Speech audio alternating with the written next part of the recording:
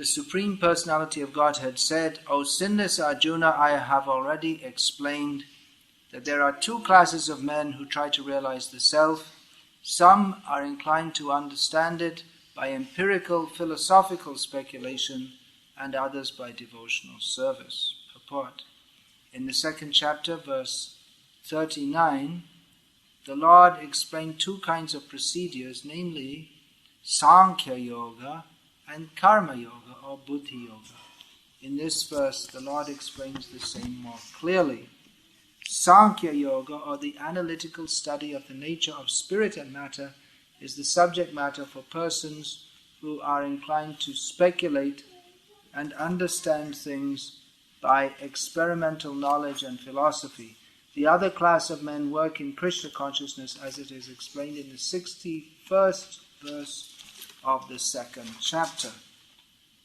The Lord has explained also in the 39th verse that by working by the principles of Buddhi Yoga or Krishna consciousness, one can be relieved from the bonds of action, and furthermore there is no flaw in the process. The same principle is more clearly explained in the 61st verse, that this Buddhi Yoga is to depend entirely on the Supreme, or more specifically on Krishna, and in this way all the senses can be brought under control very easily. Therefore, both the yogas are interdependent as religion and philosophy. Religion without philosophy is sentiment or sometimes fanaticism, while philosophy without religion is mental speculation. The ultimate goal is Krishna, because the philosophers who are also sincerely searching after the absolute truth come in the end to Krishna consciousness. This is also stated in the Bhagavad Gita. The whole process is to understand the real position of the self in relation to the super-self. The indirect process is philosophical speculation, by which gradually one may come to the point of Krishna consciousness. And the other process is directly connecting with everything in Krishna consciousness. Of these two, the path of Krishna consciousness is better because it does not depend on purifying the senses by a philosophical process. Krishna consciousness is itself the purifying process, and by the direct method of devotional service it is simultaneously easy and sublime. Shri Bhagavan Uvacha Lokesmin Dvividha Nishtha Pura Prokta Mayanaga Jnana Yogena Sankhyanam Karma Yogena Yoginam. The Supreme Personality of Godhead said, O sinless Arjuna, I have already explained that there are two classes of men who try to realize the self. Some are inclined to understand it by empirical philosophical speculation, and others by devotional service. In the purport of this verse is included a statement which is one of the famous quotations from Srila Prabhupada. Religion without philosophy is sentiment, or sometimes fanaticism, while philosophy without religion is mental speculation. Quotable quote. Of course, everything in Srila Prabhupada's books is quotable, but this quote brings into perspective pretty much everything that goes on in the name of religion and philosophy in the world, which is all the subject that Srila Prabhupada came to teach, and all the subject that anyone who's a human being should be interested in. Animals are not interested in spiritual knowledge, religion or philosophy, and a human being without that interest, dharmena hina pashubhya naranam, is a two-legged animal. Dharmena hina pashubhya naranam is an animal-like person, simply interested in ahara nidra bhaya maithun, eating, sleeping, mating and defending.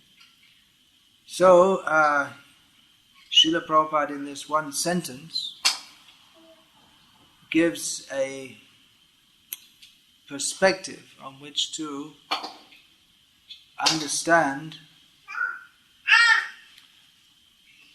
almost all of what goes on in the name of religion and philosophy. In other words, both are needed. Religion without philosophy is sentiment or sometimes fanaticism. So the religion without philosophy is not on a very good platform. And philosophy without religion is mental speculation, which some people might think is very good.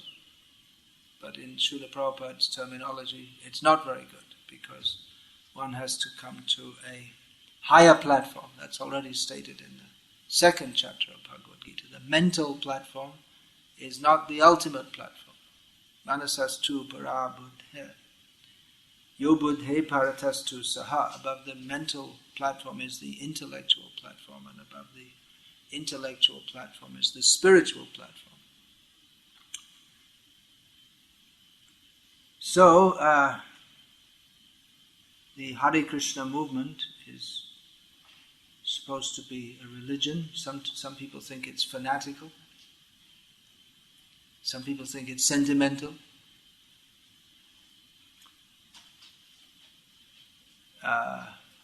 But actually it should be neither. Actual Krishna consciousness is neither sentimental nor fanatical. Sentiment is there. Sentiment must be there.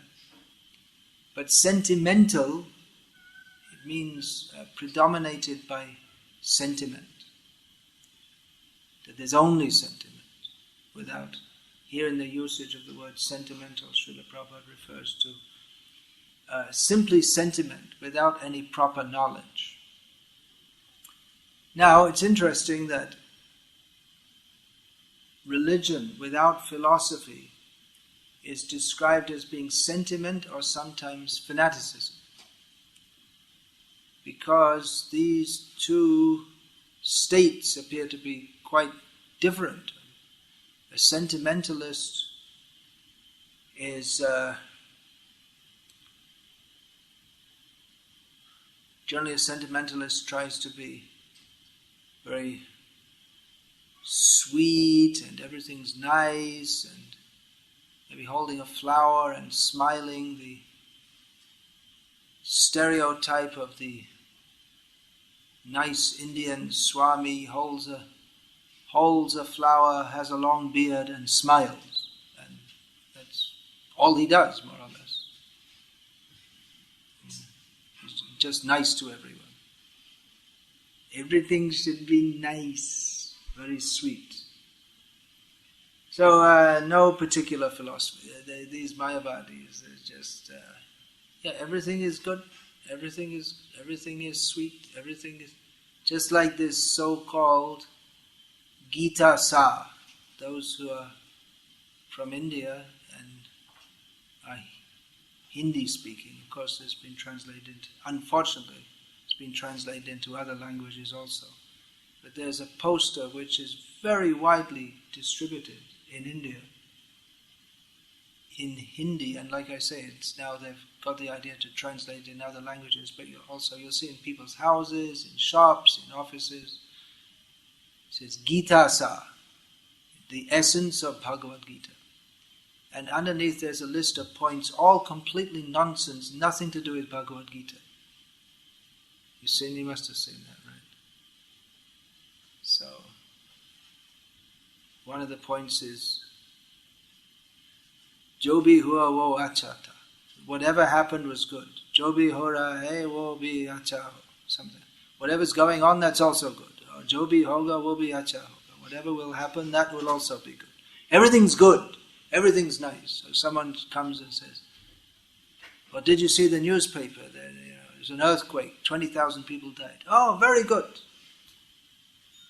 Or my neighbors are always fighting. Very good. Everything very good. Everyone has to die. Birth, death, old age, and disease. Very good. It's nonsense. Completely nonsense to say that everything is good. Everything in the material world is simply suffering. This is Bhagavad Gita. Dukhalayama shashvatam. This material world is full of misery. And everything here is temporary. Everything is subject to destruction. But the foolish sentimentalist, wanting to believe that everything is nice when it's not nice, simply smiles and says everything is nice. Everything is good. A song I learned at school, a so-called hymn, prayer to God. All things bright and beautiful, all creatures great and small, all things wise and wonderful, the good Lord made them all. God created all the nice. They have the idea the world is very nice. Well, He also created birth, death, old age and disease. Why don't you see that? They have a problem.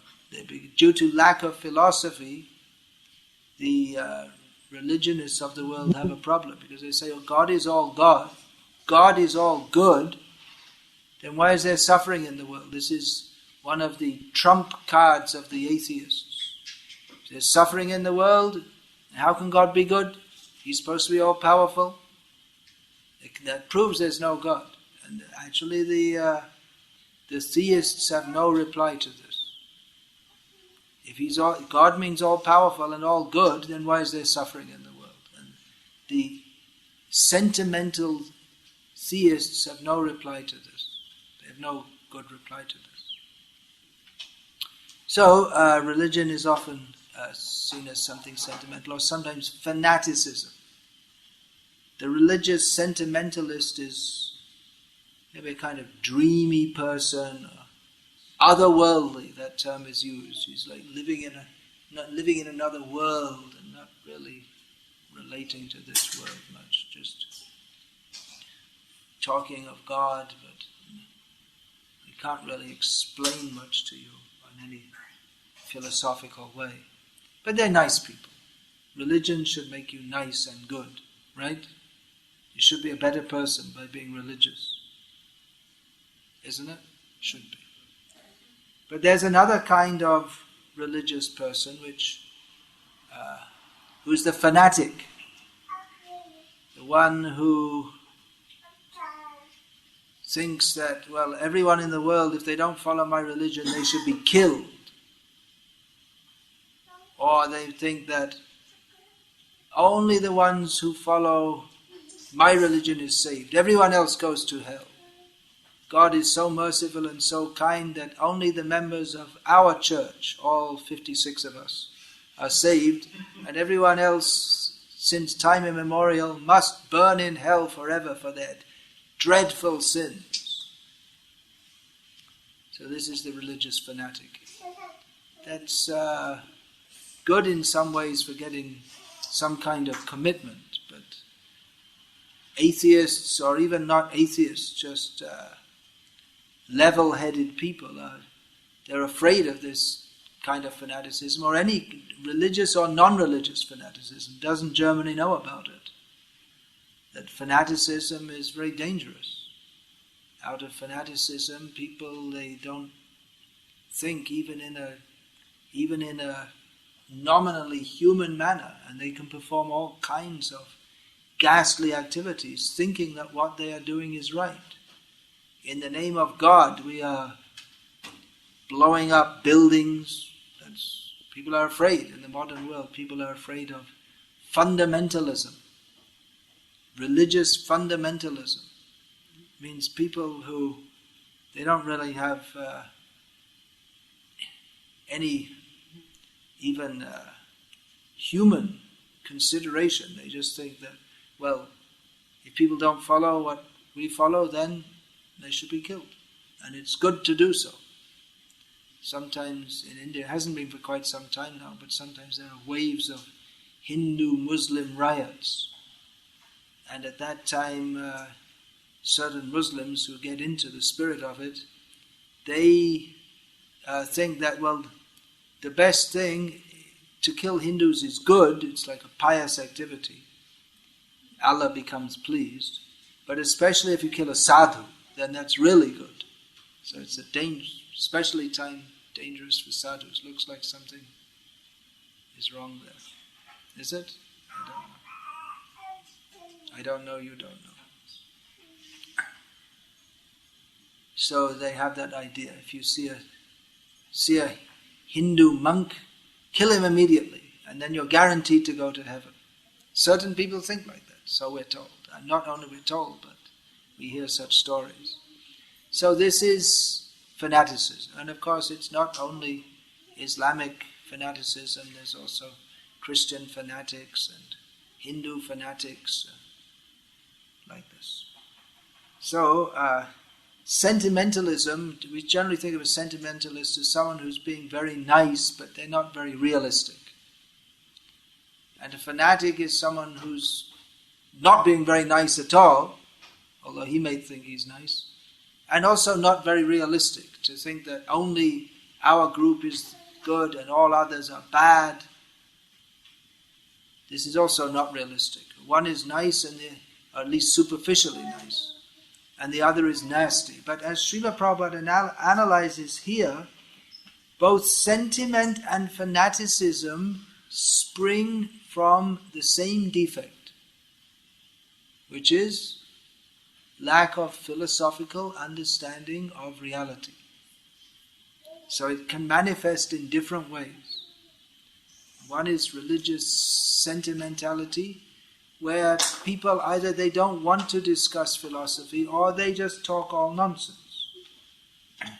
Just like, for instance, some people may object that,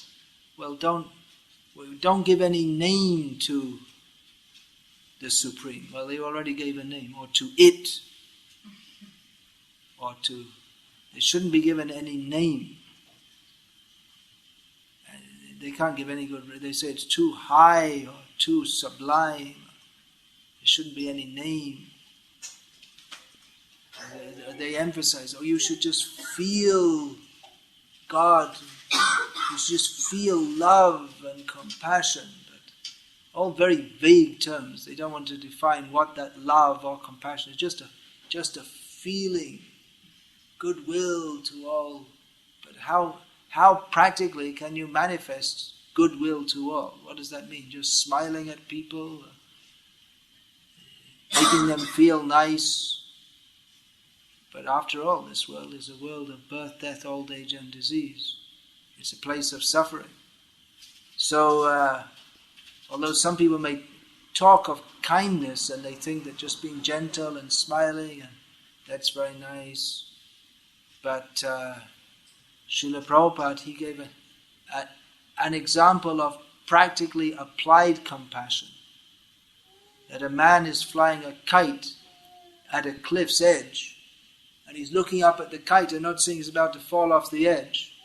And someone shouts at him, "Be careful." He says, "Don't disturb me." So the person runs, "You fool! You're going to fall off the edge. Shut up! Leave me alone." So he runs over, he's just about to fall over, and he grabs him. "Why are you grabbing me?" He's such a fool and a rascal that he needs to be physically restrained from doing harm to himself. So that's compassion, isn't it? If you say that, I'm disturbing him. I better not disturb him and let him fall off the edge. Is that compassion? No, it's foolishness. Sometimes to be compassionate, one has to be apparently nasty, because people are foolish. So, compassion or kindness is not necessarily a matter of always just smiling and being nice. In fact, if you just smile and be nice, you could be the worst enemy of someone by doing that.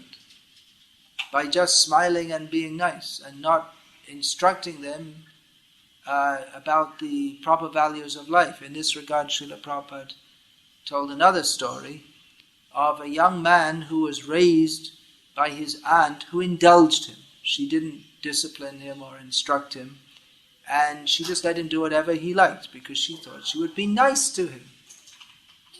And as he grew up, he was unrestrained. He got into bad company, and he became a criminal, and eventually he was caught and sentenced to death, public execution. And as he was standing on the gallows, about to be hung. He was asked, "Do you have any last wish in your last few breaths?" He saw his aunt crying in the crowd. He said, "Yeah, call her up and bring her here right next to my mouth," because he was tied up. So she did. She thought he was going to whisper some words in his ear, in her ear. But instead he bit off her ear. What a nasty person. You see that? Last thing he did. And he said, "I did this because your fault I'm here today. You didn't instruct me when I was young about what is right and what is wrong." So it's a heavy story. But it demonstrates that kindness and compassion doesn't always mean just smiling at people and being nice. In fact, we often, maybe not so much in Germany, it seems to me difficult to crack a smile out of people. Did I crack a smile out of you by making that little crack? No, you didn't get the joke. All right, anyway. That's what I said, it's difficult to, some of them, smiling a little bit. But just like in America, because they have this whole, on the dollar bill, it's "In God We Trust," but the dollar's a lot more prominent in most people's lives than God. So, going back to the Dale Carnegie and what's that? How to Win Friends and Influence People, and it's basically how to be nice and get lots of money from people by being nice to them, and how to exploit people by pretending you're nice to them. And this has been perfected by Stephen Covey and others. The whole idea is that, hey, look, I can get on a lot better if I'm nice to you. So it's in my self-interest. So it's a sophisticated. So in their whole culture, you used to hear about the nasty American. Of course, I'm making very broad generalizations here, but you'll find that you go in a shop and people deal with you nicely, but they're doing that because they're trained to do like that. Because the idea is that if you're nice to them, then they'll buy your product. So it's superficial niceness. I know all about this also from my being born in Britain, where everyone is very polite and they say please and thank you, good day, and all this kind of thing. But it's usually superficial. People, they don't care about you at all. They just say like that. So better than this superficial niceness is instructing people and teaching them, often teaching them what they don't want to know. A child doesn't want to go to school, forced to go to school. You may think, why is my parent being so unkind? I just want to play. What is this? I have to go and sit and do what I'm told. But that's, at least theoretically, for the ultimate good of the child. The parent has the interest of the child in mind. So, sentimental niceness or sentimentality without knowledge, that's not a very good platform. And fanaticism, where one thinks that my way is right, everything else is wrong. Therefore, I'm entitled to do whatever I like in the name of the truth. And the sentimentalist thinks, well, let everyone do whatever they like. They apparently are quite, let everyone do whatever they like. Everything's good, everything's nice. Whatever you do, it's good. All paths are the same. Everything's wonderful. So they appear to be quite different approaches, but they are both based on lack of knowledge of reality and how to act on the basis of knowledge of reality. On the other hand, if one is simply philosophical without religion, well, that's also not a very good platform. That's mental speculation. Here by religion is not meant simply the ritualism of going to a church or a religious institution. Because that's generally sentimental, or sometimes fanaticism. Sentimentalism is more common. But here religion means, as described in the verse translation, there are two classes of men who try to realize the self. So real religion begins with trying to realize the self. Atato Brahma Jignasa. Human life is meant for inquiry into the nature of ultimate reality. It's on this basis that ultimate religion takes place. The relationship between the supreme and the individual soul. And acting on that basis. This is actual religion. One has to know what that is. Due to lack of this knowledge, we find that even the world's so-called great religions, their understanding is actually, it's pathetically childish, actually.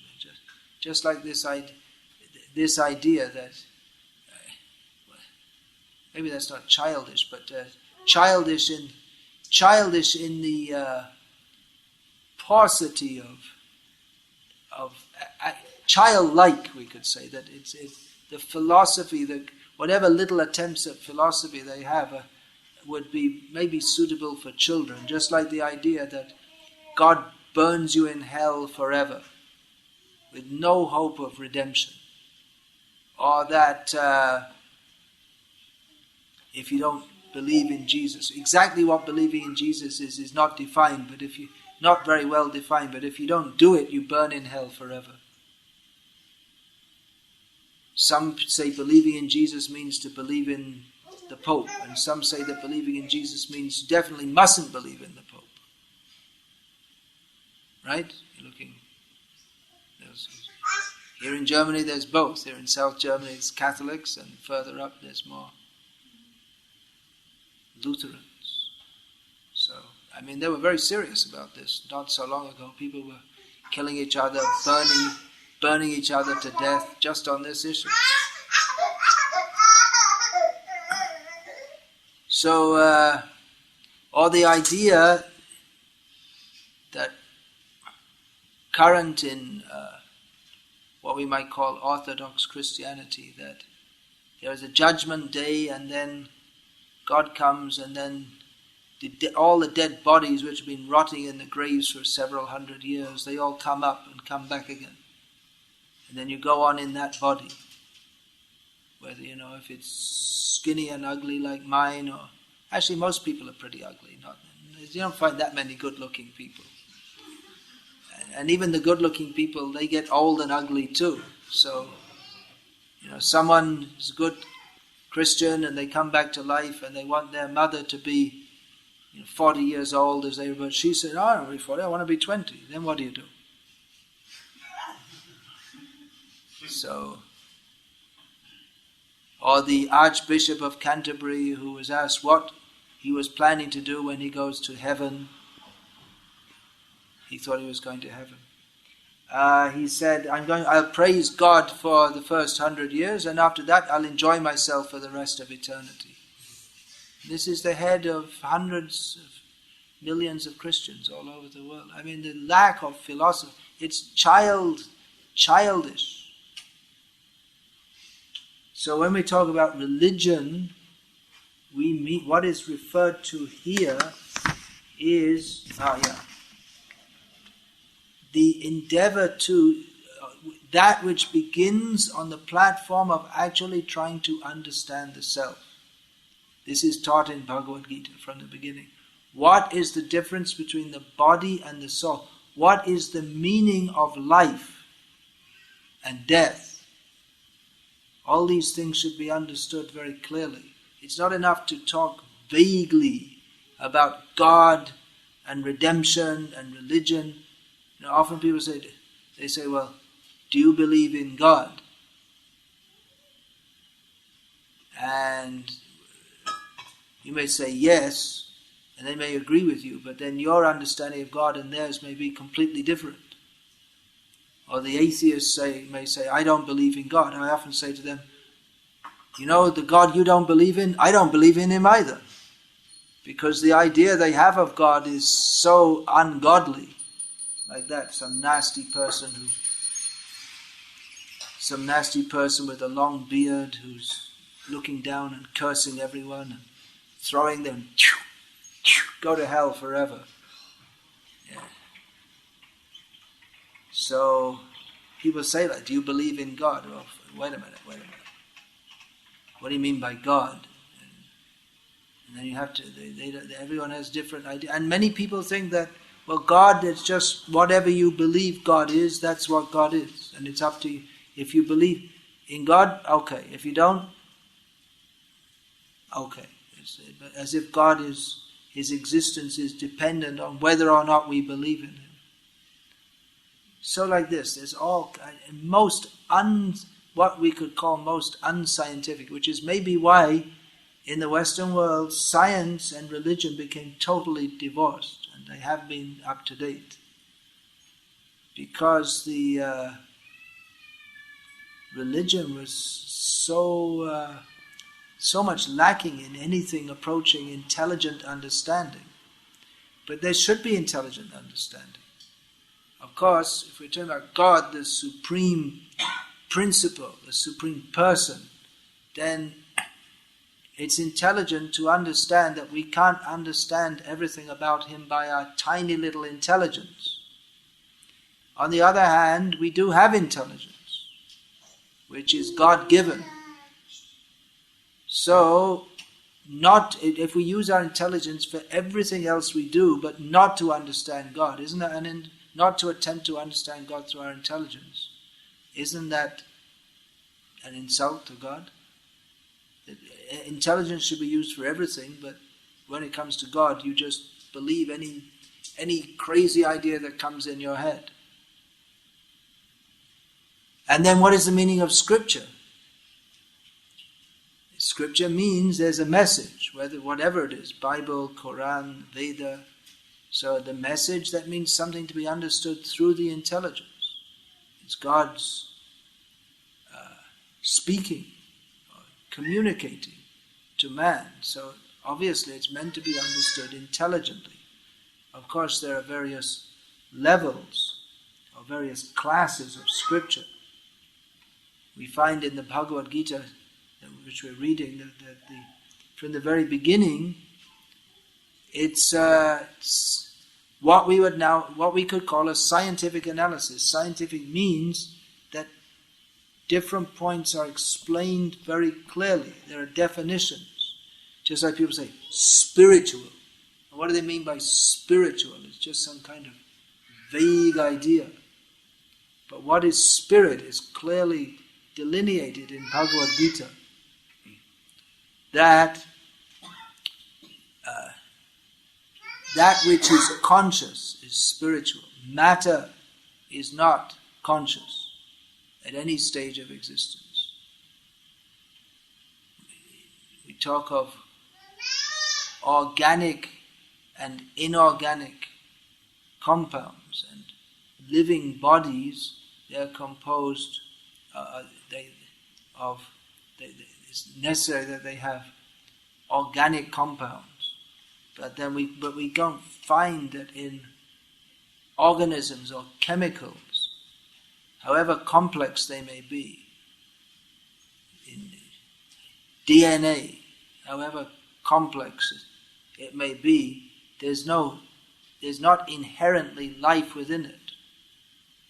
Life is a different principle to that of matter.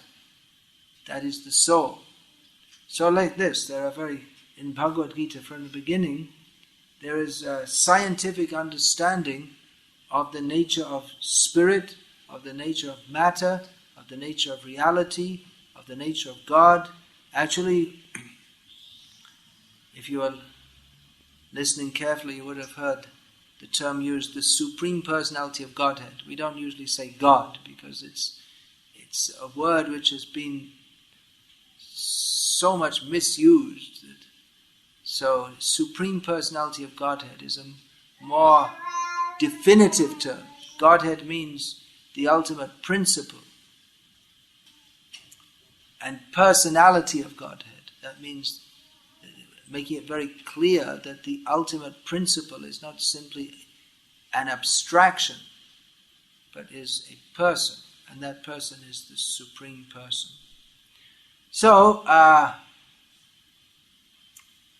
both sentimentalists and fanatics, they suffer from the same defect. They have no knowledge, they have no spiritual understanding, nor do they attempt to gain any spiritual understanding. They're not trying to realize the self. Here, Lord Krishna says, I have already explained that there are two classes of men who try to realize the self. They're not interested to realize the self. They're not inquisitive to understand spiritual reality. The sentimentalists may make statements that, yeah, everything is God, all paths are the same, but there's no knowledge in any such thing. There's no meaning to such a statement. That to say that everything is God without understanding the nature of God, it means to debase God, because God means the supreme, and if you say everything is God, then nothing's supreme, because supreme means above all others, and if everything's all the same quality, then what is the meaning of God? Then it just becomes a vague term for everything. Or if you think that, well, God's only in my church, the United, Reformed, Baptist, come Methodist, Pentecostal Reformation of 1922, it's only in our church. And the United, Reformed, Baptist, come Pentecostal Reform of 1923, they're all going to hell because they don't, some minor point of difference, and then they think they're completely wrong. It's just sectarianism or fanaticism. They think that God just lives in their church. So, if one is sincerely interested in understanding the nature of spiritual reality, then he won't get stuck on the sentimental platform, or won't be attracted to the fanatical platform, but will try to understand what is the nature of reality. Why am I here? Why are we suffering in this world? Some months ago, somewhere in Germany, one student in a school pulled out a gun and killed a bunch of people, right? And there was some message. What is the purpose of life? You simply, you go to school, you work hard all your life, and then you retire, then you die. So what's the point of living? So he thought there was no point in living, so he kindly terminated the lives of several other people before terminating his own, to save them from the distress and the uselessness of living.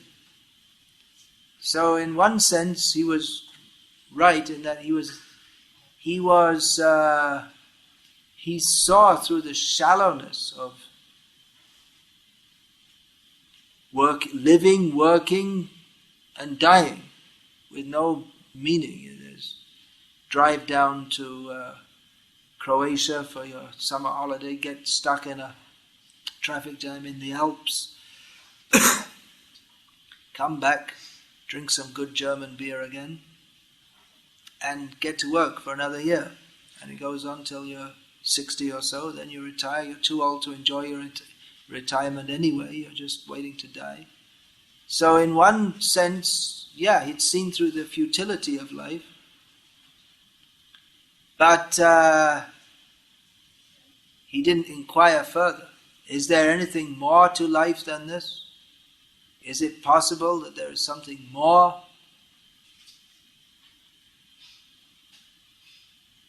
Well, there is. Satchidananda, the supreme truth, is eternal, full of knowledge and bliss.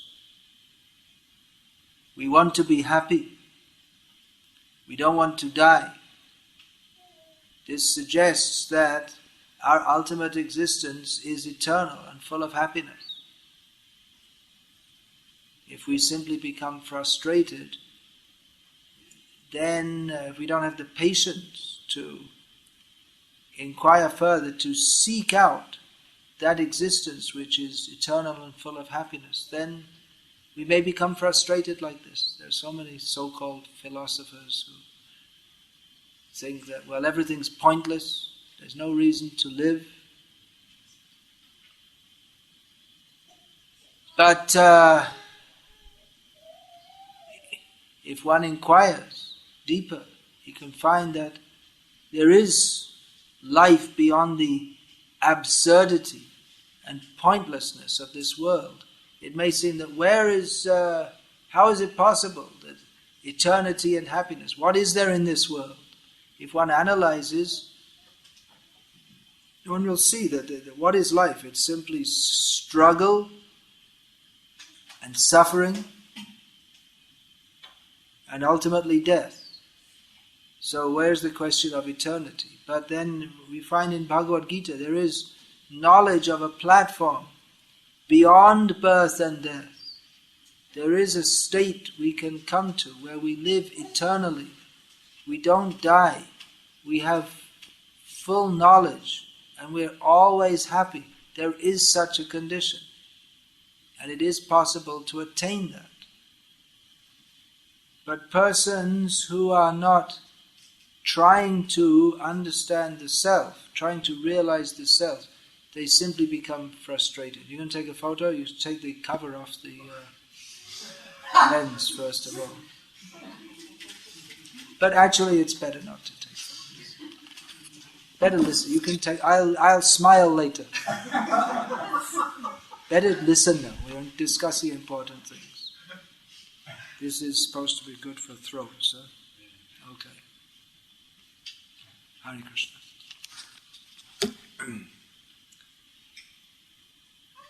See, now I got distracted. I have to get back into what I was talking about. So, yeah, there is the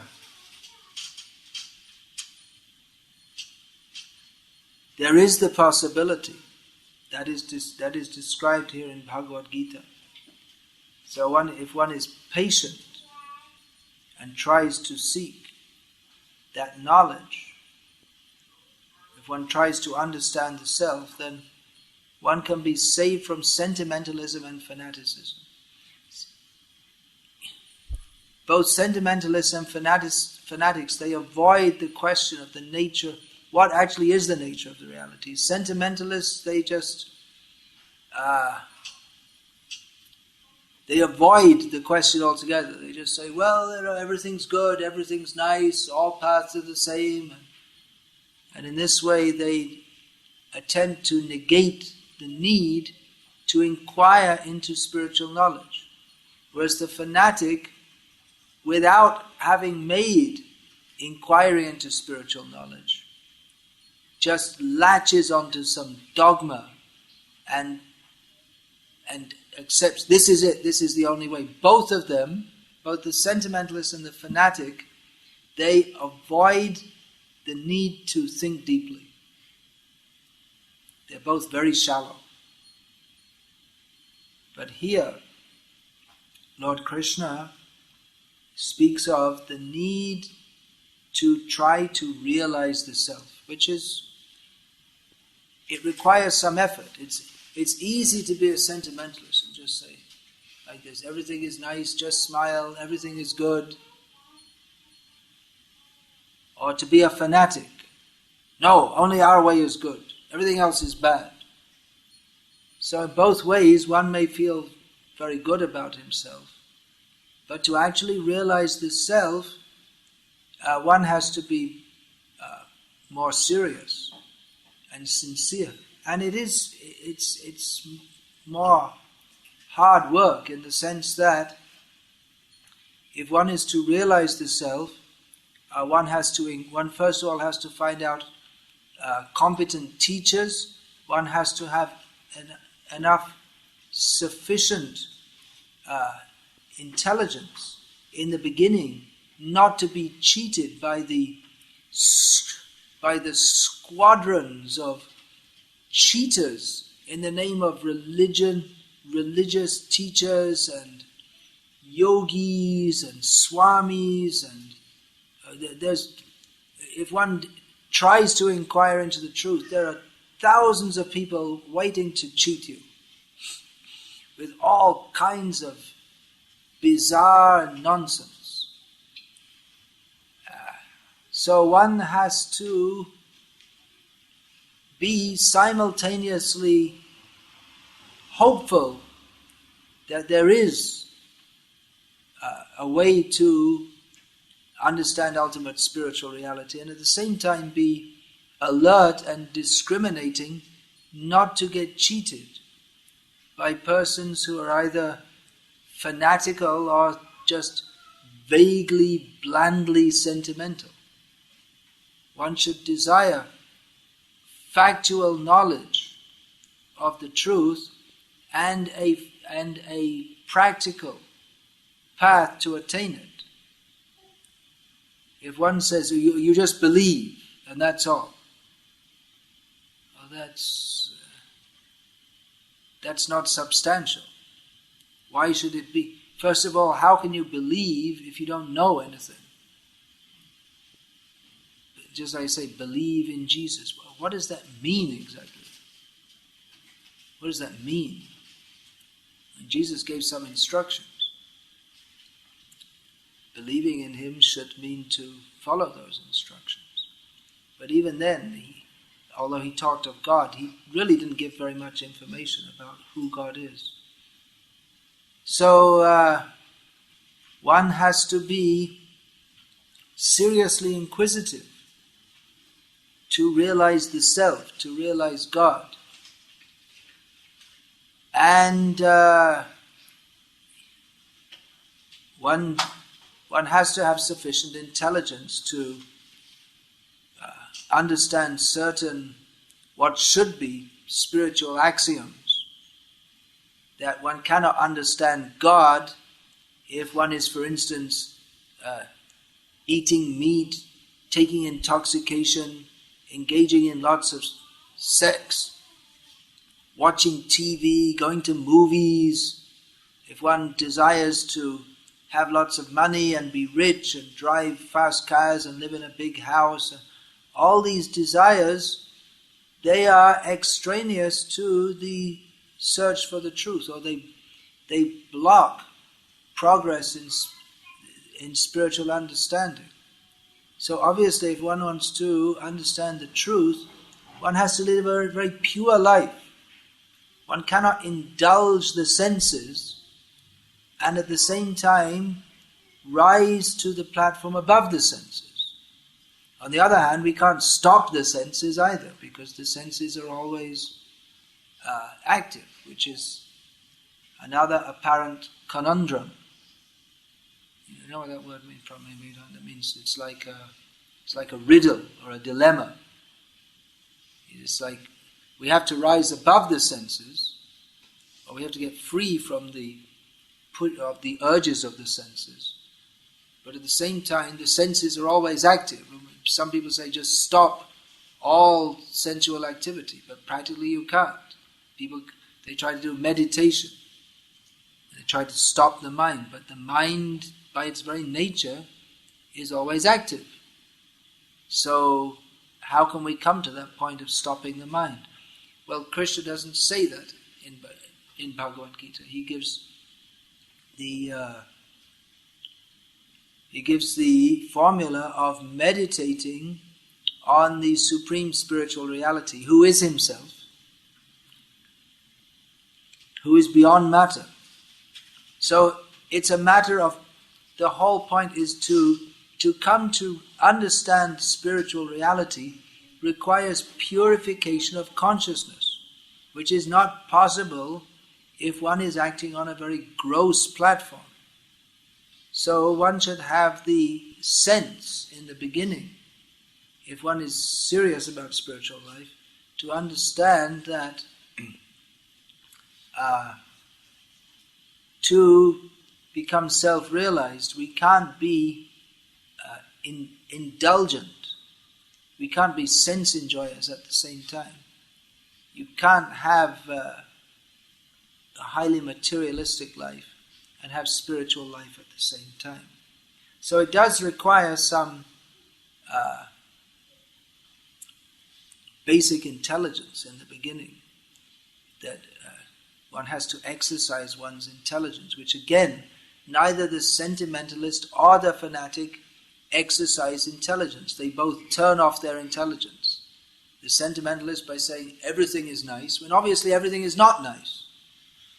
And by the fanatic who says that everything is not nice except what I'm doing and everything else is all wrong.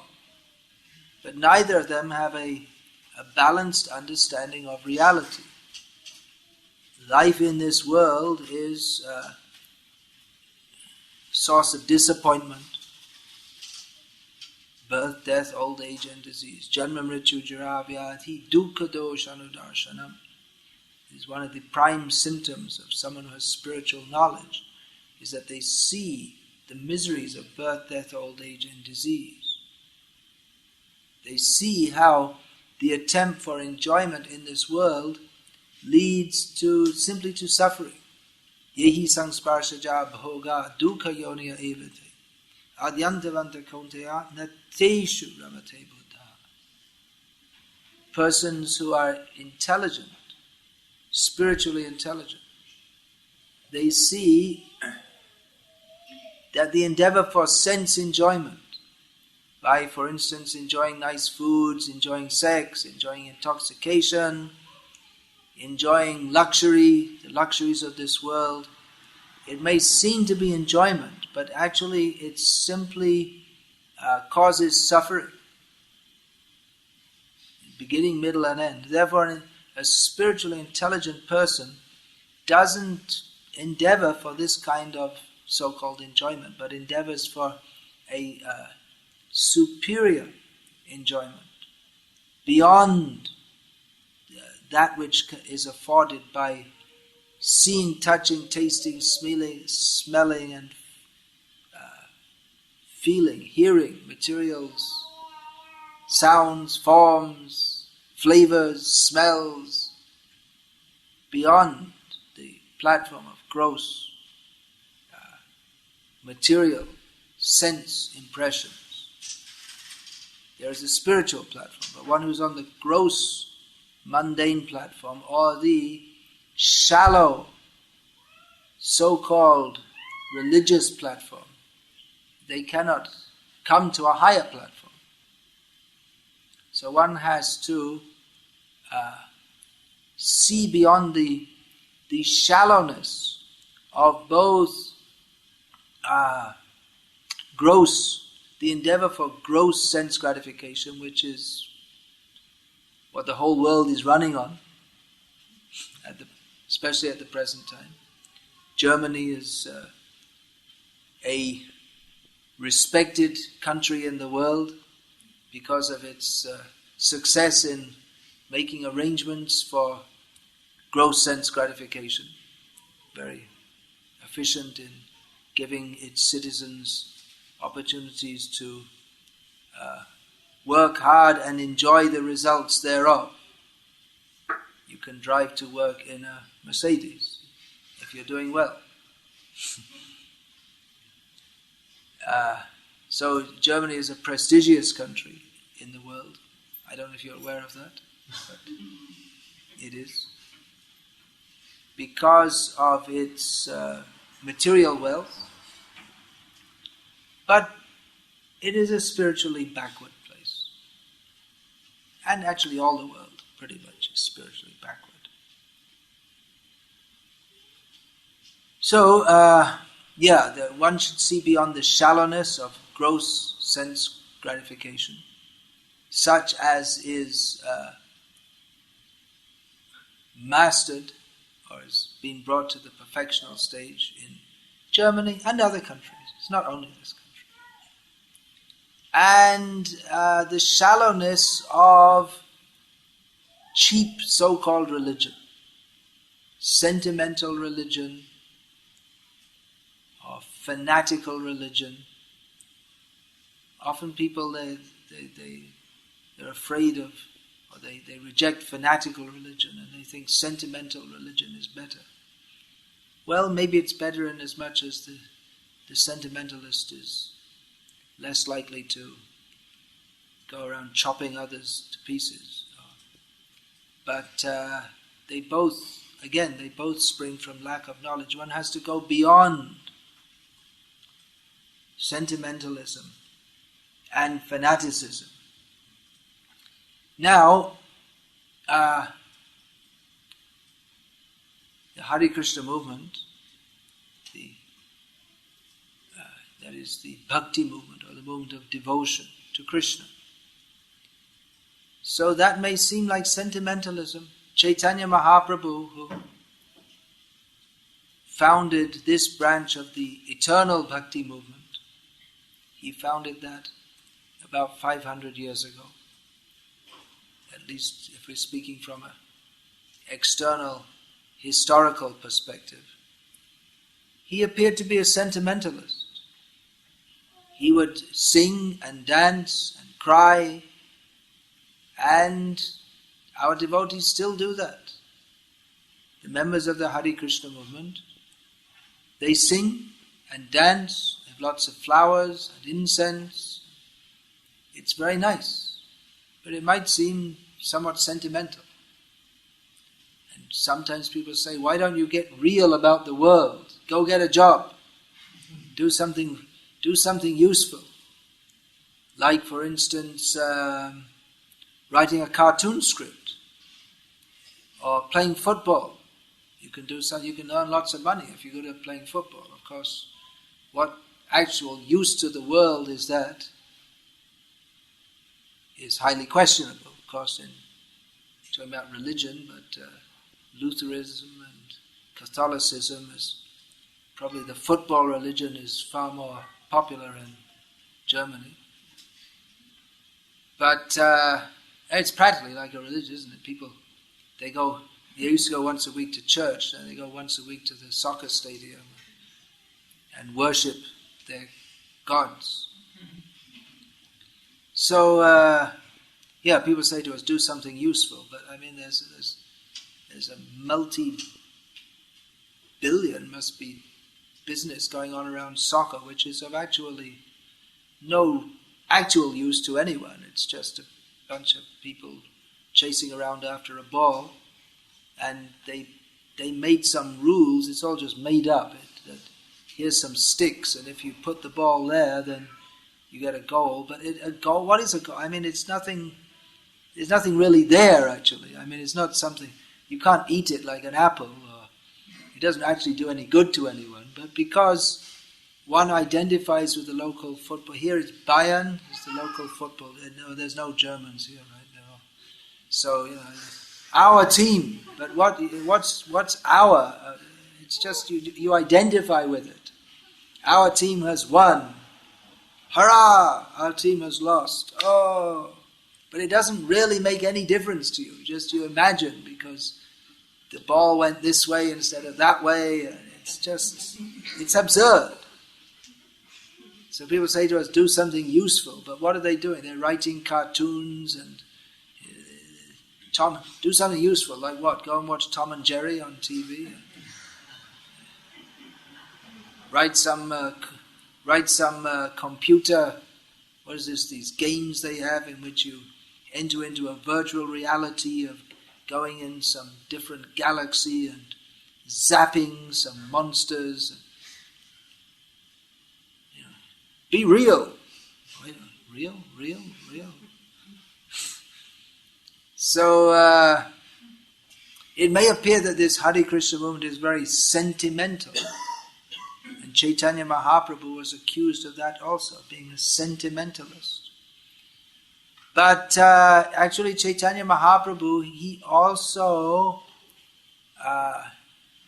gave philosophy. And in our movement we do also. Just like in this lecture. It's philosophy, right? We're talking about philosophy.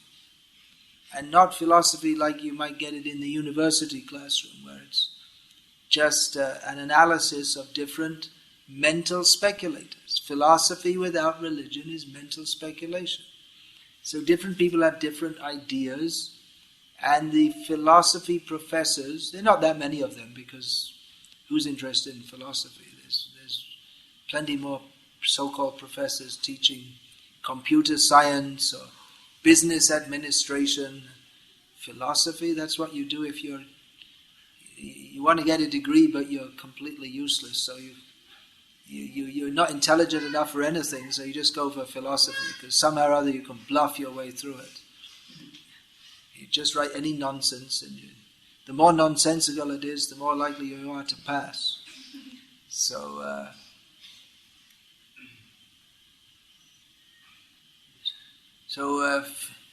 philosophy, we talk philosophy, but philosophy means not simply to sentimentally be attached to some religious path, but to understand deeply, with complete understanding, what is the nature of reality. No one should accept religion just out of sentimental or fanaticism. Don't come to it like that. You're going to get cheated and misled by others or by our own minds.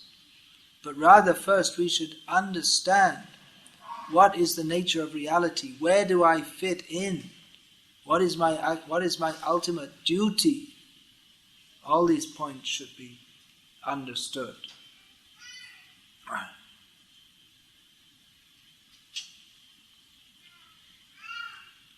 So philosophy is required. Some people say, oh, it's just love. Well, that's true. But philosophy leads us ultimately to love. But we can't bypass a proper understanding of what that love is. Otherwise you end up with something like, like Mother Teresa. People say she was so good and that, but she was eating meat, so she didn't love the animals that much. And the Dalai Lama, they taught peace, and he's also eating animals, so he's not very peaceful toward the animals. It's just some words, love, peace, compassion, but there's no understanding of the nature of reality, and therefore people, even they may have a sentiment to be peaceful and loving and kind and good, but due to lack of knowledge, they perform activities which are grossly unkind and unnice and not good, like consuming animals for food, for instance. So, on the other hand, you get some kind of philosophers who they're atheistic philosophers who just want to analyze what is the world, and they come to an understanding that there is no God.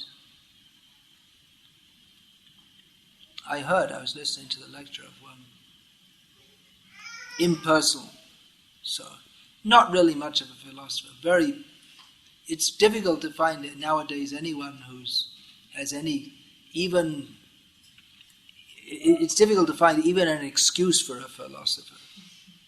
Most people who, like I say, these yogis or swamis, or they have the different things, and they'll. But what they say, it's so shallow. They just come out with slogans, something like, there is no God, or if you want, you can believe in God. It doesn't matter. Understand yourself. You are God. So that's one kind of so-called philosopher, or people who attempt to speak on what they called spiritual knowledge. Or there are others who are like the very hard philosophical school. Actually, it's interesting that the Dalai Lama speaks of peace and love and all these things, because in actual Buddhism, or the hardcore Buddhism, there's love is totally negated. Everything is negated. It's not even negated. It's just negation. It's not that everything is negated, but there's only negation. There's no thing to negate. And there's no place for love or even for non-love. Love is definitely not there. Or hate or anything. There's nothing there, nothing where. There's no there for a nothing to be there. Do you understand what I mean? It doesn't make any sense. Well, that's it. It doesn't make any sense. But it's actually a very hard and cold analysis that everything in the world is miserable, and ultimately everything is, again, you can't really say that. Everything is nothing. Even if you say nothing, then there's a concept of something. You can't have a conception of nothing without having a conception of something. So it's actually a very hard and bleak outlook. I guess you could say it's similar in some ways to the existentialists who just think that, well, there's no meaning, and so the only question left in life is whether to kill yourself now or not, because there's no meaning. Everything ends in death. But there are other so-called philosophers who everything in the world is miserable, there's no love. But yeah, ultimately it's true, everything in this world is miserable. And when we say, well, there are so many nice things, like you can lie in the sun and get a suntan, well, that just proves that everything in the world is miserable. If you think that that's happiness, to lie in the sun and get a suntan, doesn't that prove how everything in the world is miserable? Or if you think that, there are good things, just like when our soccer team wins a game. Well, that just goes to show how useless material happiness is if the high point is watching a soccer team win a game. That's it. That's like the highest happiness. Or there's fashions. Again, it's so shallow. So yeah, everything in this world is material. In this material world is insubstantial and miserable. But beyond that, there is love. There is actual love. Beyond birth and death. Beyond the shallow so-called love of this world, there is eternal, blissful, unlimited love. But some understanding is required to enter into that. Krishna, the Supreme Personality of Godhead, is the source of and the object of eternal, unlimited, blissful love. Krishna presents himself here in Bhagavad Gita. Jnanagamya.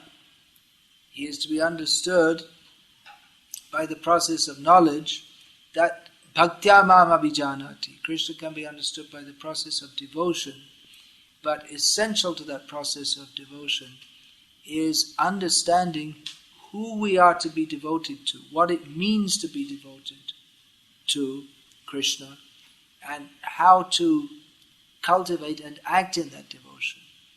So this knowledge is required. Hare Krishna. I'll finish there as a discussion about sentimentalism, fanaticism, and beyond, and the philosophy beyond both, or the understanding. Philosophy, again, it's a word which usually people think philosophy means you just think up some nonsense and you spiel it out. Spiel is a German word, right? It came into English also. It's in German? Spiel. Spiel, yeah. Came into English. So, but that's not philosophy. Philosophy means to understand reality as it is. Love of truth, the Greek source word, philosophia. Yeah, so any questions, comments, or objections, please? Yeah, please say it.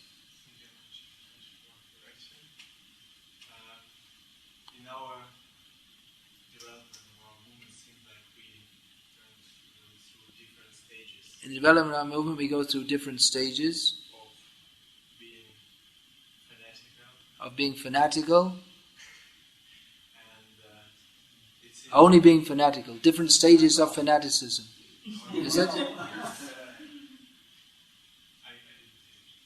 then now we also have a notion of being very nice and try to please everybody, just try to fit into. And now we have a phase of be nice to everyone. I'm just repeating what you're saying because everyone here can hear it, and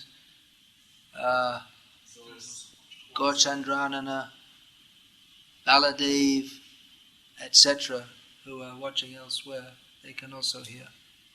Yeah, now we're in the be nice to everyone phase. Not everywhere, but it seems like... It's like that. There's a lot of talk about relationships and how we have to be nice to each other, which is true, but it reminds me of the... often it reminds me of the shallow kind of smile at each other while you stab them in the back kind of niceness that you find in the material world. There's overtones of that. That's what I feel. So, where should we be? Because where should we be? It seems like people, especially in the Western world, they do not appreciate when you try to grab them when they jump off the cliff. In the Western world, they don't appreciate when you try to stop them from jumping off the cliff. When you try to grab them and do that. Yeah, there's a word in English, proselytization. Don't proselytize. It means don't try and preach and convert people to your religion. People are against that. They say it's all right if people can ask and you can answer questions, and then it's up to let people take it and leave it as they choose. Like that. That's the idea. You should let people just choose. You shouldn't try to convert them. Of course, they have compulsory schooling. You have to go to school and get an education. They drum into your head so many things for so many years, and then they give you the idea that you're supposed to. Actually, we just teach you, and then you're supposed to just choose what you like to do. But you don't have much choice, do you? They've already programmed you well. So, so what's the question? The question is, where should we stand? We should stand on the platform of knowledge, beginning with Bhagavad Gita. How should we express that to the world? Taking them out and distributing them, and acting on that platform. Actually acting on that platform. We find in Bhagavad Gita so much practical direction how to act. What is that? Stita pragyasya ka bhasha samadhistasya keshava. Stita pragyas, what is that?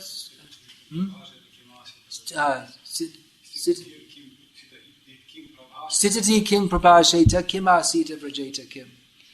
Arjuna asked, how does a self-realized person, or one who's fixed in consciousness, how does he talk, how does he sit, how does he walk? And actually Krishna's reply, he doesn't directly say, well, he walks, he puts one foot in front of the other and one at 70 degrees, and he doesn't say that. What does he say? Prajahati yada kamansa. What's the next line? Prajahati yada kam sarva kama madogatan. Atmanyeva atmana tushtas. Stita pragyasta dochate. We've made it between us, mostly you. So he said, Lord Krishna says the symptom of a self-realized person on which all his actions are based is that he's free of material desire. His senses are withdrawn from the sense objects. He's fixed in self-realization. So this point of relationships, I also don't like this sitting around. What is this relationship? You sit and smile at each other all day? Actually, just yesterday someone was telling me that, a devotee was telling me that he was from Croatia, he had attended the wedding of some cousin, sister of his, and she was getting married, and her friend was getting married at the same time to two men who had been in the war in Croatia, which was finished, 15 years ago or something like that. And he said it was both these men had been in the war and had been in the same division together. And they were getting married together. And the devotee who was telling me this said that it was obvious to him that the bond between the two men was much more than they had for their respective brides. Because the kind of bond that you get from fighting, where either of you can die at any moment, the kind of bond you get is very strong. And he said that the kind of bond that he regularly goes to, every year he goes with his spiritual master Indradyumna Swami for organizing that preaching marathon in Poland, where they're just working hard all day and night for days on end. And it's a lot of work, and it requires a lot of sacrifice. So he said that the kind of bond that the devotees have between them, the devotees who go every year and do this, is very strong, because they're united on the platform of service and sacrifice. So really, relationships in Krishna consciousness, it's really not a matter of just being polite and smiling at each other, but working hard together and to serve the mission of Krishna in this world of illusion. And even people who have very close relationships, they may sometimes fight with each other and have heavy disagreements, but because ultimately they're focused on the same, they're both dedicated to the same mission, then they may have heavy disagreements, but their heavy disagreement won't be on the egoistic platform. It will be on how to execute the mission better. And so that will ultimately bring them even more close together. So I don't talk much about how we have to have good relationships, this, that. But if we're actually sincere to serve the mission of Krishna consciousness, then automatically that will be there. Now there have been certain excesses, that's true. So hopefully we should become more mature to act on a better level, although as the saying goes, the only thing that history teaches us that we never learn from history, but devotees are supposed to be more intelligent. We should learn from our mistakes. Will we? Well, that will have to be seen. It may be that we've gone too far the other way now. That before, just like when I joined the temple in England in 1975, we used to see those who didn't like to rise early, they might, for instance, be dragged into the shower in their sleeping bag. Or, to save them the trouble, they might have a bucket of water thrown over them right there. They didn't want to get up and take a bath, then they'd be given one. Or thrown down the stairs in their sleeping bag. One of the gurus in our movement, I remember, used to do this. I won't tell you the name. So that was, you could say, excessive. Although on the other hand, if someone wants to live in the temple, they should voluntarily submit to the discipline. So, yeah, you could say that's excessive. On the other hand, just to leave people sleeping in this and, it doesn't matter, just sleep all morning. And then where's the spiritual life? So, exactly where the balance lies, well, there's no exact point. But just to say, well, everything's okay, it doesn't matter. It doesn't matter whether you chant Hare Krishna or not. It doesn't matter whether we do any service or not. It doesn't matter whether we distribute books or not. It doesn't matter whether the books are translated properly or not. It doesn't matter anything. Just be nice. That's bogus. Completely bogus. Krishna has to be served properly. We have to strain it to serve Krishna properly. We should strain every fiber in our being to serve Krishna properly. That's actual service. We may think that actually Krishna consciousness is fanaticism. I mean, Mamekam Sharanam Raja, Krishna says, surrender to me only. Give up everything else. It might seem that Vaishnava Guru, Srila Prabhupada, you might consider him fanatical because he insisted that his disciples should rise early in the morning. So that might seem fanatical, or shaving your head when keeping a shikha and dressing like this, it might seem fanatical. But it's not fanatical because it's on the platform of spiritual knowledge.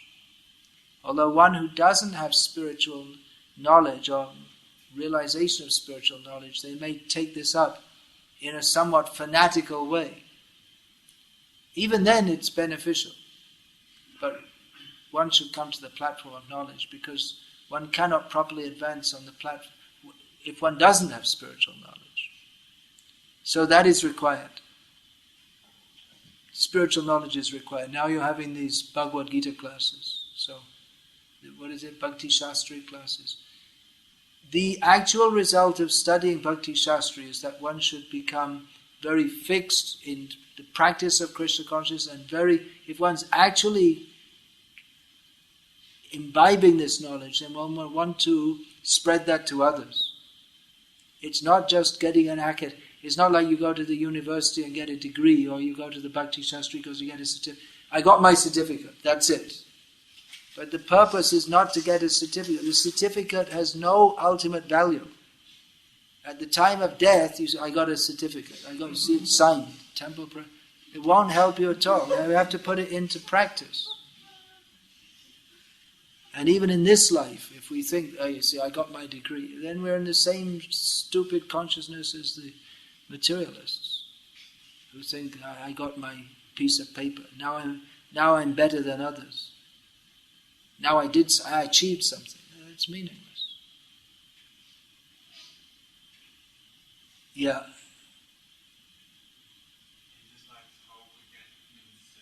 Sorry, can you speak a little louder? We often hear, I don't know if it's authorized, if one should be strict to oneself and soft to others. One should be strict with oneself and soft with others. Or we can, Is that correct? Is that correct? Well, it depends who one is. One who accepts the duty of instructing others as a guru, then it's his duty to also be strict with others for their benefit, just like the story of the aunt who wasn't strict with the boy. So guru means parents are gurus, teachers are gurus. Anyone who accepts any responsibility for others is, in a sense, a guru, and some strictness is required. So one should be strict with oneself and soft with others. One should be more strict with oneself than with others. For instance, you can't instruct someone. Srila Prabhupada gives this example. You can't effectively teach others not to smoke cigarettes if you yourself smoke cigarettes. But one should be strict with others and stricter with oneself. Maybe like that. Relatively soft with others. But strict, just see how Srila Prabhupada dealt with people. Sometimes he was very strict. Sometimes he was very soft. Even with the same person in different circumstances. Some of the people he dealt with most strongly. People say, oh, you see this disciple, Prabhupada was so heavy with him, that shows what a bad disciple he was. Just like sometimes people say that about Tamal Krishna Maharaj. Tamal Krishna Maharaj was a very heavy personality himself. Prabhupada was very heavy with him. Being soft with Tamal Krishna Maharaj wouldn't work.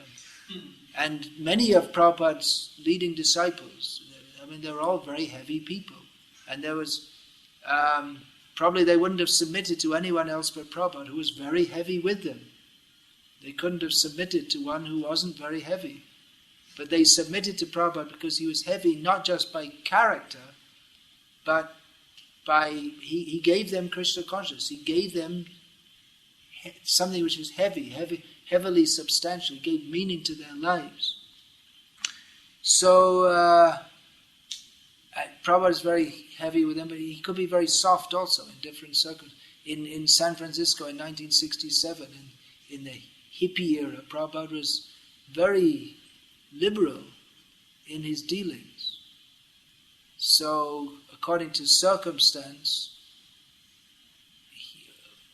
Prabhupada could be soft or strict.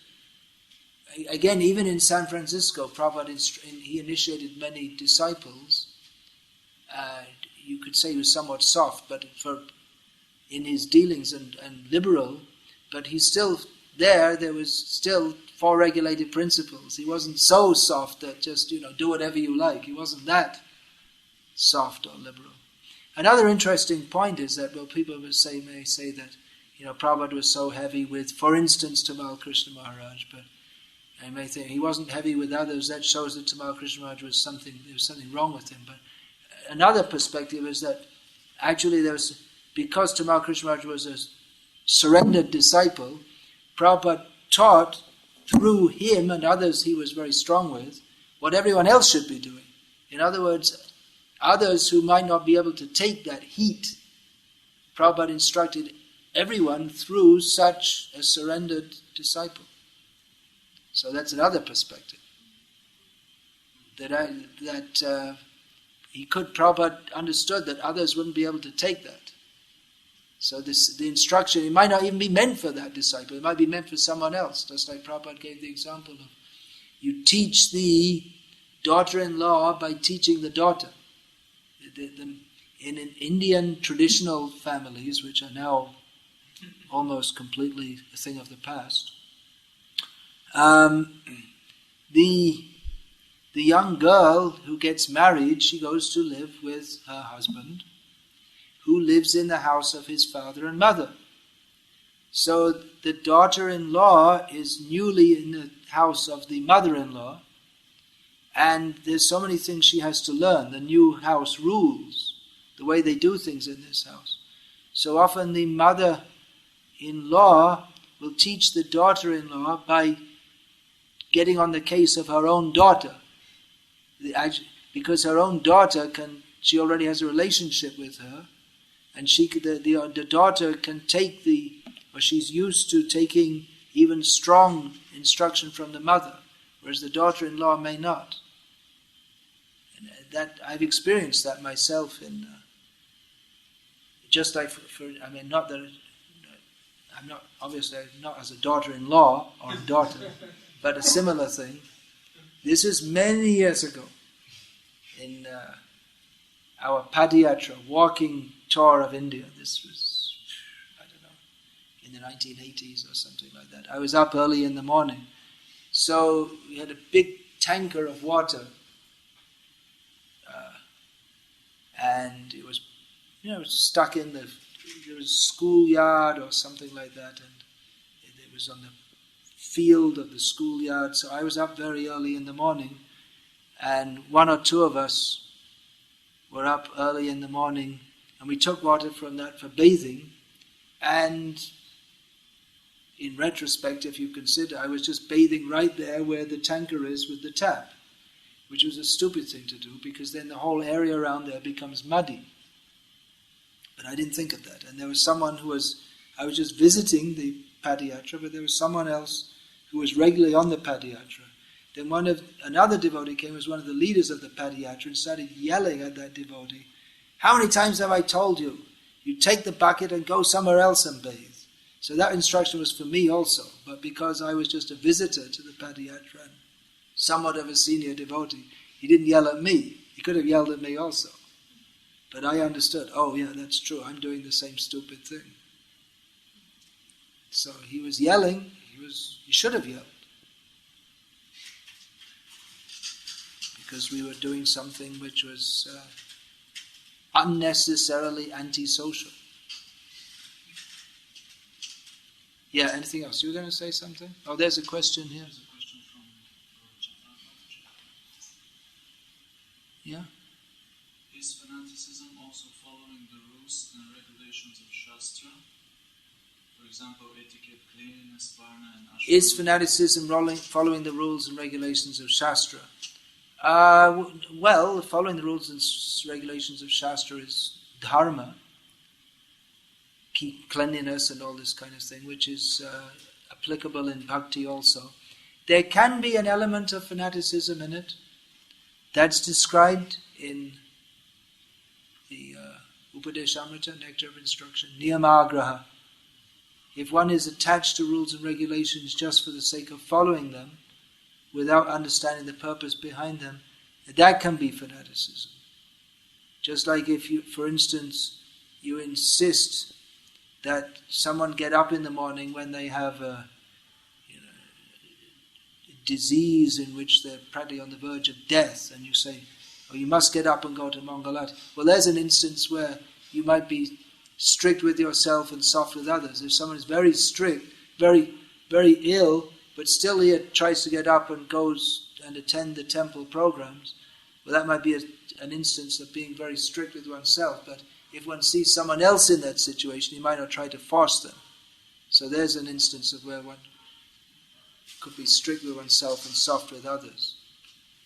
But if you insist on others doing so when they can hardly walk,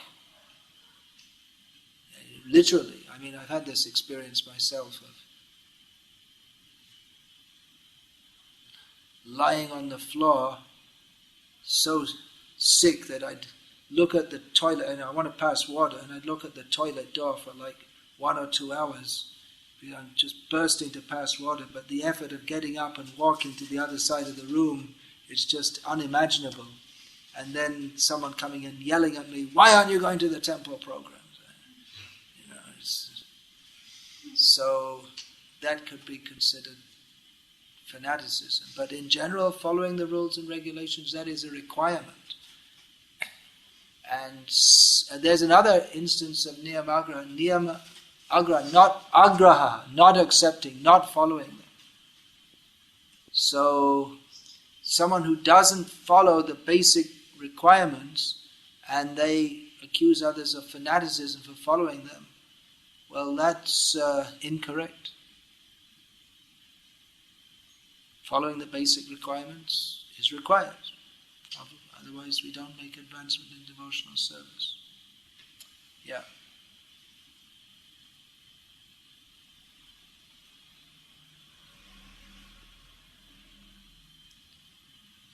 The full question is it fanaticism following the rules and regulations of Shastra, for example, etiquette, cleanliness, varna and ashram duties, without understanding the detailed reasons for following such rules? Detailed reasons, if one understands in depth, that's good, but it's not. In traditional Varnashram society, not everyone understands in depth, but they understand the basic principle that we should follow, because this is Shastra, this is given by God, and that is for our own individual benefit and the benefit of others. And maybe the Brahmanas, who are a small number, they may understand the reasons in depth, but not everyone understands in depth. It may not be that everyone understands in depth, but a Shudra or someone from the lowest caste who follows his duties without understanding in depth why he's doing it, that's not fanaticism. That's required. So, in this instance,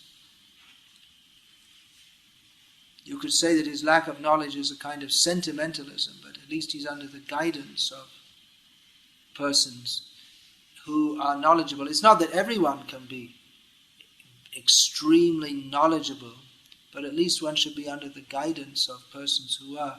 And persons who are extremely knowledgeable, they have the ability to impart persons who are actually knowledgeable and realized, they have the ability to impart the essence of that knowledge to others, so that people can apply it in their lives. What else is there?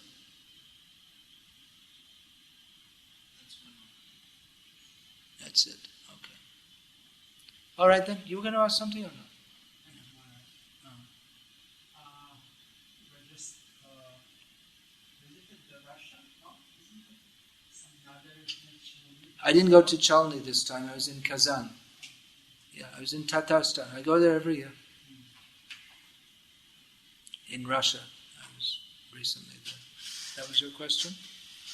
The yatra is developing very nicely. In Kazan, yes, very nicely. It's said to be one of the best in Russia. It is. They have a brahmachari ashram, they have travelling sankirtan. We had the first Rath Yatra in Tatarstan there. It wasn't much of a yatra because they didn't have much room to move. It was just on walking street. But anyway, it was a start. It was a start. Thank you for the class. Hare Krishna. Yes, please.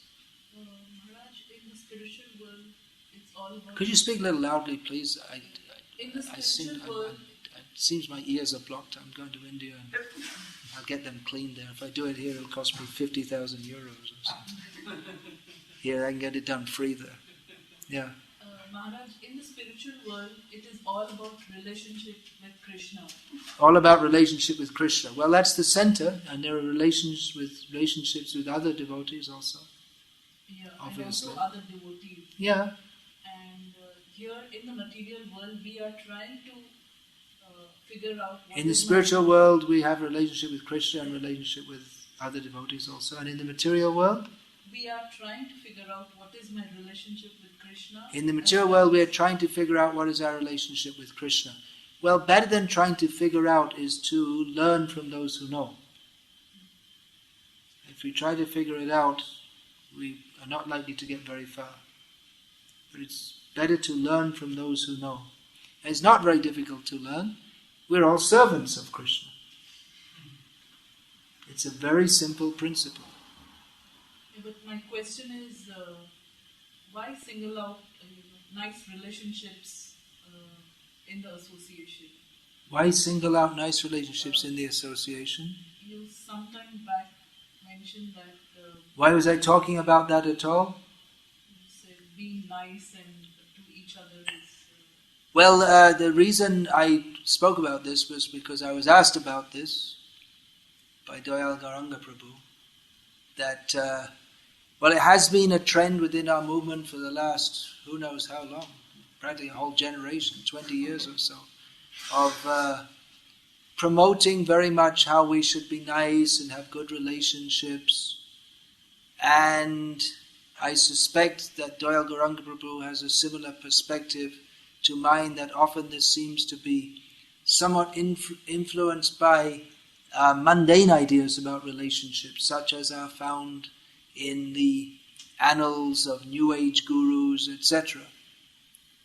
So that's why that discussion came up. If you haven't been subjected to this, well, then good. Relationships are important, of course. That from the Upadeshamrita again, we have the 6 symptoms of loving exchange. Dadati pratigrahnati, guhyamakyati pritchati, and then the one that everyone knows, bhungte bhojayate chaiva. Sharavidha priti lakshanam. 6 symptoms of loving exchange between devotees are offering a gift, accepting a gift which is offered by a devotee. In discussing confidentially and inquiring confidentially from devotees.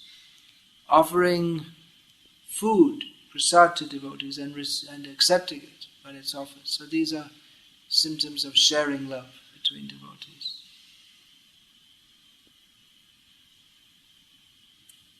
On that point of sentimentalism, also just one little thing I'll add, that you told me that one devotee was reading Chaitanya Charitamrita, even they haven't properly studied Bhagavad Gita, what to speak of Srimad Bhagavatam. But then one will not understand. Definitely Chaitanya Charitamrita is full of the highest sentiments of love of God, but one has to understand that on the platform of the understanding which is given in Bhagavad Gita and Srimad Bhagavatam. Otherwise one is likely to misunderstand it as the Prakrita Sahajiyas, or mundane, sentimental so-called devotees do. Once some devotees, they were concentrating on reading Chaitanya Charitamrita only, especially the most nectarian pastimes, as they presumed them to be. And Srila Prabhupada was very angry and told them not to. They said, "We're only reading your books, Prabhupada. We're trying to develop a desire to understand these pastimes." Prabhupada said, "First deserve, then desire." He was very angry. He stopped it. He said, "Don't." So go step by step. We can't just jump into the Rasa Leela and, okay, here I am. Roll on the ecstasy. First we have to surrender.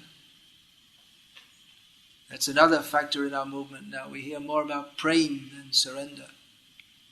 But surrender is the prerequisite for prem. Atanta durlabha prema karibaridan shikai sharanagati bhakatera pran. This is first the introductory song to Sharanagati, series of songs by Bhaktivinoda Thakur. Shri Krishna Chaitanya Prabhu jibe daya kari saparshad shia dhama shaha avatar.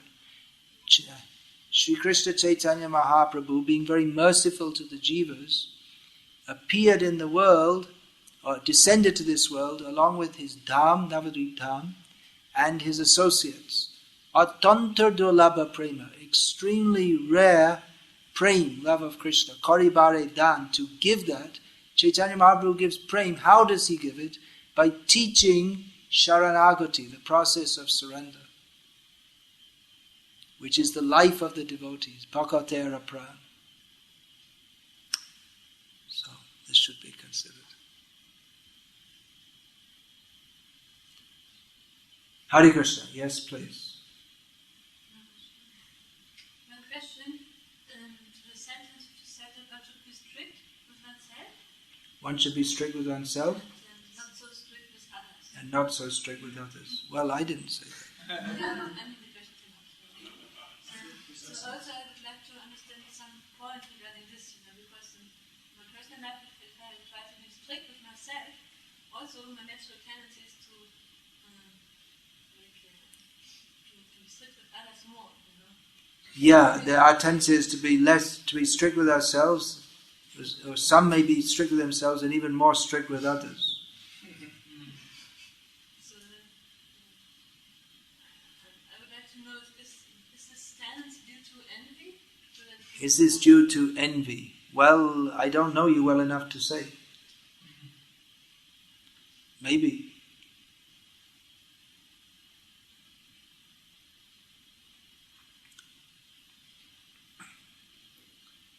Again, in relationships, I personally don't like to sit around and talk a lot about it, about how strict should we be and this. I mean, there are different kinds of people. Some people are by nature more outgoing and free and with others and themselves, and others are more strict with themselves and with others. But there are all kinds of different people in Krishna consciousness, and within certain parameters we have to adjust. We can't say that everything's okay, but if people want to chant Hare Krishna, they have an inclination to chant Hare Krishna and practice Krishna consciousness seriously. We can't expect everyone to be on the same level of seriousness. Then we should be adjustable to that. You don't be so serious that you never smile. You don't be that serious. Krishna consciousness is supposed to be happy also. But the happiness doesn't arrive from frivolity. Do you know what that means, frivolity? It just means light-hearted, joking around. That may be there, but the happiness comes from surrender to Krishna, which includes giving up sense gratification. So, It's very heavy and very blissful at the same time. We can't imagine the two things in the material world, can we? You're going to join the army, there's a very strict sergeant and it's wonderful underneath him. It doesn't seem to make sense, does it?